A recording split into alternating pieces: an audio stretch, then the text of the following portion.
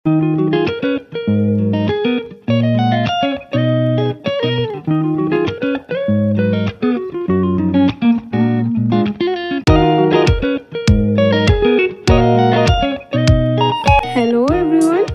Evening, flavour of life চ্যানেলের আর একটা নতুন ভিডিওতে তোমাদের স্বাগত।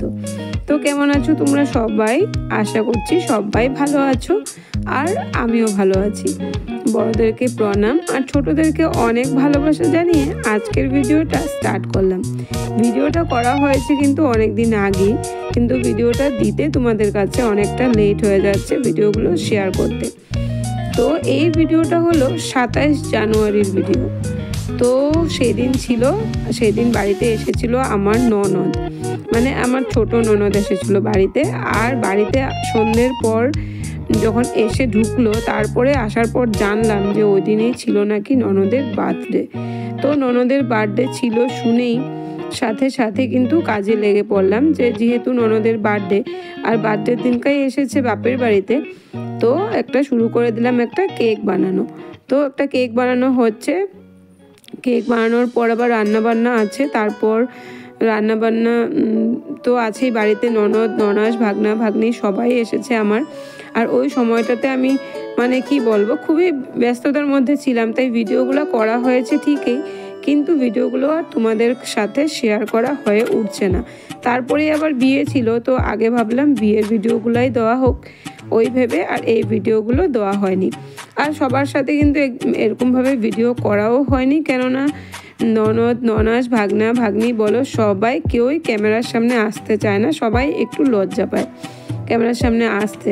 তো আমার যেহেতু কাজ এটা, তো আমার তো কাজটা করতেই হবে, কেউ ক্যামেরার সামনে আসুক চাই নাই আসুক, তাই না? তো কেক বানানো একটা শুরু করে দিয়েছি। আর আজকের কেকটা কিন্তু বানাচ্ছে আমার ভাগ্নে। তো আমি যেহেতু রান্না করছিলাম, তখন বাড়িতে সবাই মানুষ বেশি থাকলে তো জানোই রান্না বান্নার চাপটাও একটু বেশি থাকে। আর আমার বাড়িতে যেহেতু আমিই একা, তো আমাকেই করতে হবে সব কিছু। তো আমি ভাগনাকে সব কিছু জিনিস দিয়ে দিয়েছি বের করে, আর ভাগনা বানাচ্ছে কেকটা।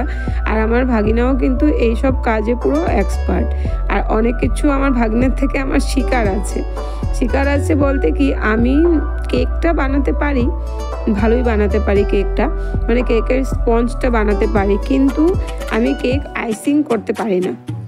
ক্রিম দিয়ে আইসিং করাটা আমার শেখা হয়নি, মানে পারি না। আমি কেকের ক্লাসেও আমি গিয়েছিলাম, কিন্তু ওই যে লকডাউনের সময় গিয়েছিলাম, যেদিন আমি ক্লাসে গেলাম একদিনই ক্লাসে গেলাম, তারপর লকডাউন লেগে গেল, আমার আর কেকের ক্লাসে যাওয়া হলো না। খোলার পরও আমার আর হয়নি, ক্লাসটাতে আমার আর যাওয়া হয়নি। তো যাই হোক, আজকের তাই কেকটা ভাগ্নের থেকে যখন জানলাম যে আমার ভাগ্না কেক অর্ডারে বানায় বা আইসিংটা জানে, তখন আমি ওকে বললাম যে আমাকে শিখিয়ে দেবে আইসিং করাটা। তো বললো হ্যাঁ ঠিক আছে শিখিয়ে দেবো। যখন আমি ক্লাসে একদিনের জন্য গিয়েছিলাম, ওই সময় আমি ইলেকট্রিক বিটার, টার্ন টেবিল এসব সব কিছু কিনে রেখেছিলাম, কিন্তু আমার যেহেতু আমি পারি না আইসিংটা করতে, তাই এই জিনিসগুলো আর ব্যবহার হচ্ছিল না। তো আজকে অনেক দিন পর এই ইলেকট্রিক বিটারটা বের করে দেখলাম যে এটা আদৌ ভালো আছে নাকি নষ্ট হয়ে গেছে। তো দেখলাম না, ভালোই আছে।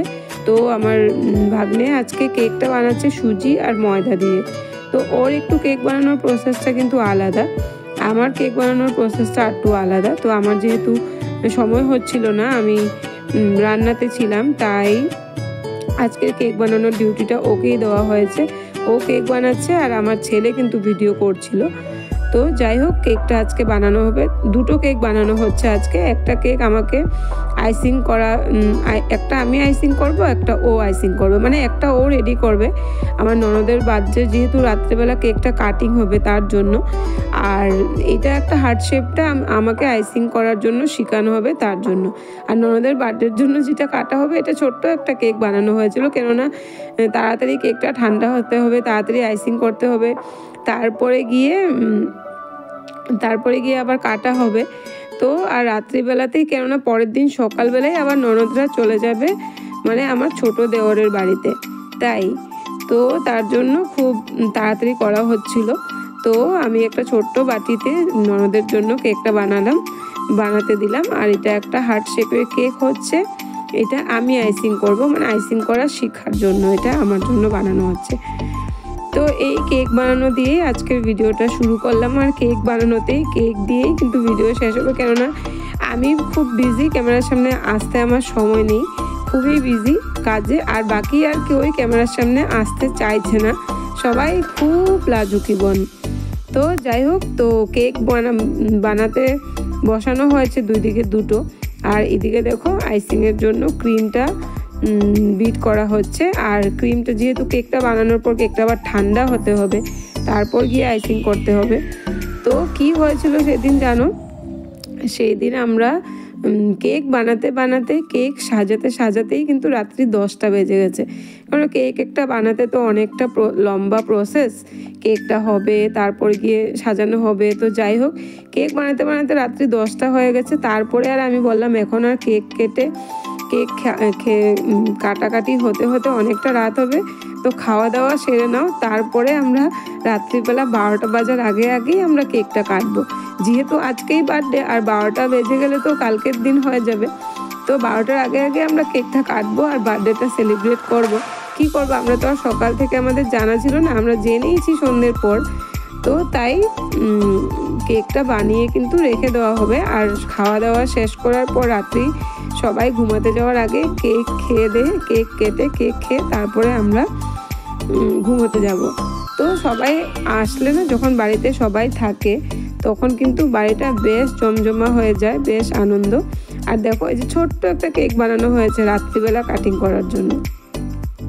তো এই উপরে একটু কিশমিশ দিয়ে দিয়েছিলাম, যেহেতু বাড়িতে ড্রাই ফ্রুটস আর কিছুই ছিল না, চেরি এসব কিছু ছিল না, তো কিশমিশ ছিল বাড়িতে, তাই কিশমিশ দিয়ে দিয়েছি। আর এটা কেকটা ঠান্ডা হয়ে গেছে কেকটা, এবার কেক আইসিং করার জন্য জোগাড় করা হচ্ছে। এখানে সুগার সিরাপ দিয়ে দিল, আর আমাকে শুধু বলছে মামি তুমি দেখো। কিন্তু আমি এতটাই বিজি ছিলাম যে আমি একটু এসে দেখছি, আবার চলে যাচ্ছি রান্না করতে। যেহেতু বাড়িতে আমার 8 জন অতিথি ছিল, 8 জন ছিল, মানে এক ননদ এক ননাস আর ভাগ্নি 4 জন, আর ছিল আরেকজন ননাসের আমার দেওরও এসেছিল। তো সবাই ছিল বাড়িতে, তো বেশ আনন্দতে কিন্তু ওই সময়গুলো চলে যায়। সবাইকে নিয়ে কিন্তু সব ননাসদেরকে নিয়ে কিন্তু একদিনও একটা ব্লগ বানানো হয়েই ওঠেনি। একা হাতে কাজ করতে আর সময়ই হয়ে ওঠেনি ভিডিও করবার মতন। এই ভিডিওটাতেই একটু সবার এক ঝলক দেখা যাবে যে সবাই এসেছিল আমার বাড়িতে, না হলে আর নেই। প্রথমে সবাই এসেছে যখন, তারপরে পাড়াতে একটা বিয়ের হুড়ুমে চলে গেছে। তারপর তো এই ঘুরতে যাওয়ার পালা, এদিকে ওইদিকে এই করতে কিন্তু পুরো দিনগুলো চলে গেছে কিভাবে জানি না। দেখতে 10-15টা দিন চলে গেল, সবাই আবার চলেও গেল, কিন্তু আমাদের আর ব্লগ বানানো হয়নি। তো দেখো আমাদের কেক কমপ্লিট হয়ে যাওয়ার পর তারপর রেখে দেওয়া হয়েছিল খাওয়া দাওয়া শেষ করে। রাত্রি এখন কিন্তু 11:30টার পর, হ্যাঁ, আমরা সবাই মিলে চলে এসেছি কেক কাটার জন্য। আর যেহেতু বাড়িতে মানুষ বেশি আছে, তাই নিচে কিন্তু পুরো বড় করে ঢালাই বিছনা করা হয়েছে। আমরা ঘুমোতে যাওয়ার আগে সবাই কেক কাটবো বলে সবাই এসেছি একটু ক্যামেরার সামনে। আমার ভাগনা সবাই আছে, কিন্তু তাও সবাই কিন্তু ক্যামেরার সামনে আসেনি, আমরা এই 3-4 জনই মানুষ। তো এবার আমার ননদকে বসিয়ে দিলাম। এই যে আমার ছোট ননদের বার্থডে আজকে, তো তার জন্য এবার কেকটা কাটা হচ্ছে। 12টার আগে আমরা বার্থডেটা সেলিব্রেট করছি। তো এটাই ছিল আজকের একটা ছোট ভিডিও, তোমাদের সাথে শেয়ার করলাম যে ননদের বার্থডে সেলিব্রেট করার জন্য কীরকম তাড়াহুড়ো করে বার্থডের দিনটাই কেক পুরো রেডি করলাম। আর একটা কেকটা রেডি করার কারণ হলো আমার আইসিং শিখা। তো এই যে আমার ভাগ্নিরা আর পুচকিগুলো সবাই আছে। আর এবার আমাদের কেক কাটিংও হয়ে গেল, কেক খাওয়া দাওয়া হয়ে যাবে, তারপরে কিন্তু ঘুমানোর পালা। তো আজকের ভিডিওটা এই পর্যন্তই। আশা করি ভিডিওটা তোমাদের ভালো লাগলো। ভিডিওটা ভালো লাগলে লাইক, কমেন্ট, শেয়ার করে দিও। আর আমার চ্যানেলটাকে সাবস্ক্রাইব করে আমার পাশে থেকো। আর এইজন হলো আমার বড় ননাস, মানে আমার বরের বড় দিদি, আর এই যে আমার ভাগ্নি। তো এটাই ছিল আজকের ভিডিওটা। তো কোনো যদি নতুন বন্ধু এসে থাকো আমার চ্যানেলে, আমার ভিডিওর কোনো অংশ দেখে যদি তোমাদের ভালো লাগে তবে অবশ্যই চ্যানেলটা ছেড়ে যাওয়ার আগে চ্যানেলটাকে সাবস্ক্রাইব করে পাশে থাকা বেল আইকনটা প্রেস করে দিও, যাতে নিত্য নতুন ভিডিও নোটিফিকেশন তোমরা পেয়ে যাও। তো সবাই ভালো থেকো, সুস্থ থেকো, দেখা হবে পরবর্তী আর একটা নতুন ভিডিওর সাথে। টাটা।